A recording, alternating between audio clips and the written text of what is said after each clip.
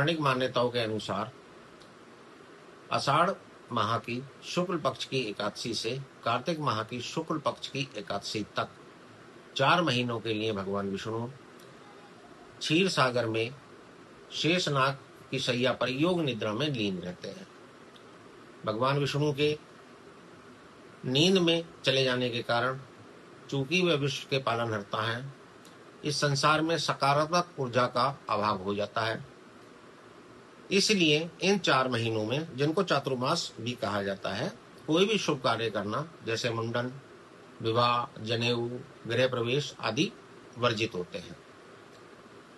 बाहरी भौतिक विषयों को छोड़कर यदि हम इन 4 महीनों में अपने आत्मिक विकास, आध्यात्मिक विकास के लिए जप तप करते हैं, शुद्ध और सादा जीवन व्यतीत करते हैं, तो ये अत्यंत शुभकर माना जाता है।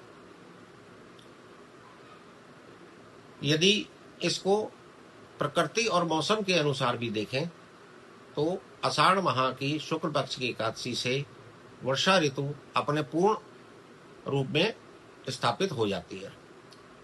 प्राचीन काल में आवागमन अत्यंत कठिन होता था। यात्रा करना अत्यंत जोखिम वाला कार्य होता था, क्योंकि घने जंगलों के बीच से नदी नालों को तैर कर पार करके यात्रा की जाती थी। और यदि ऐसे समय में हम कोई उत्सव करें, विवाह करें या जनेऊ या गृह प्रवेश, कोई भी उत्सव करें जिसमें कि लोगों को एकत्रित होना हो, तो एक तो संक्रामक रोगों का फैलने का बहुत डर रहता था, तथा वर्षा ऋतु में अपने बिलों में पानी भरने के कारण जो सांप बिच्छू पृथ्वी के नीचे रहते हैं, वह सब ऊपर आ जाते हैं। तो अगर इसको हम व्यवहारिक और मौसम के अनुसार भी देखें तो ये 4 माह में कोई भी शुभ कार्य करना उचित नहीं लगता। एक अन्य पौराणिक कथा के अनुसार दैत्यों के राजा वाली, जो कि अत्यंत ही दानवीर थे, उन्होंने जब तीनों लोकों पर अपना आधिपत्य जमा लिया तो इंद्र आदि देवताओं की प्रार्थना पर भगवान विष्णु ने वामन अवतार लेकर राजा बलि के समक्ष दान मांगने के लिए प्रस्तुत हुए। राजा बलि ने जब उनको वचन दिया कि आप जो मांगेंगे मैं आपको दूंगा, उन्होंने कहा मुझको केवल 3 पग भूमि चाहिए। तब राजा बलि ने बड़े अहंकार से कहा, जाओ अपने आप 3 पग भूमि नाप लो, मैं आपको दे दूंगा। तब भगवान विष्णु ने अपना रूप अत्यंत विशाल करते हुए एक ही पग में समस्त धरती को नाप लिया तथा दूसरे पग में स्वर्गलोक को नाप लिया। तब उन्होंने कहा, हे बाली, अब मैं यह तीसरा पग कहाँ रखूं? तब राजा बाली ने अपना शीश प्रस्तुत किया और कहा, हे प्रभु, आप अपना तीसरा पग मेरे शीश पर रख दें। भगवान विष्णु ने राजा बाली के शीश पर अपना पग रखा और दबाकर उनको पाताल लोक में पहुंचा दिया। इसके पश्चात भगवान विष्णु ने राजा बाली की दानवीरता से प्रसन्न होकर उनको कोई वर मांगने के लिए कहा।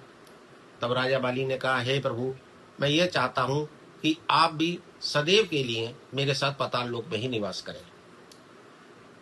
भगवान विष्णु ने तथास्तु कहा तथा वे राजा बाली के साथ पाताल में निवास करने लगे। उधर वैकुंठ में जब लक्ष्मी जी को यह सब पता चला तो वे अत्यंत दुखी हुई।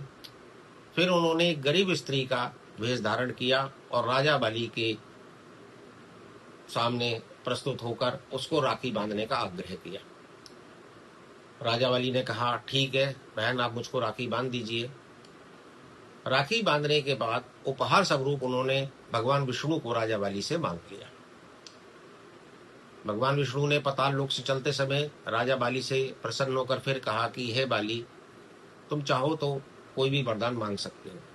तो राजा बाली ने कहा, हे प्रभु, यदि आप मुझे कुछ देना चाहते हैं तो कृपया करके 1 वर्ष में 4 माह मेरे साथ पाताल लोक में निवास करें। तो एक मान्यता ये भी है कि इन चातुर्मास में भगवान विष्णु पाताल में राजा बाली के साथ निवास करते हैं।